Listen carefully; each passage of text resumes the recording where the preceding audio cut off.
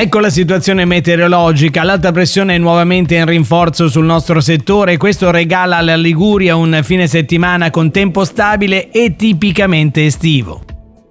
Nel pomeriggio saranno solo sparuti i cumuli che andranno a formarsi sui rilievi più alti delle zone interne di Ponente e di Levante, mentre per il resto della regione tempo soleggiato. Venti deboli da sud con rotazione a nord in serata, mare generalmente poco mosso, temperature massime in contenuto calo sotto coste e in aumento nelle zone interne, ma i picchi supereranno di poco i 30 gradi.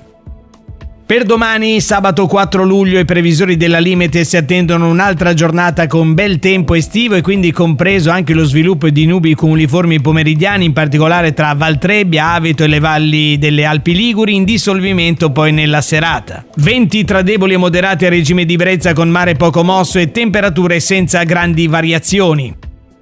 Terminiamo con un cenno alla previsione per domenica 5 luglio, tempo stabile e soleggiato, ma sempre con nubi cumuliformi sulle Alpi Liguri nel pomeriggio e in dissolvimento nelle ore serali. Venti a regime di brezza, mare poco mosso e temperature più o meno sui valori delle medie stagionali del periodo.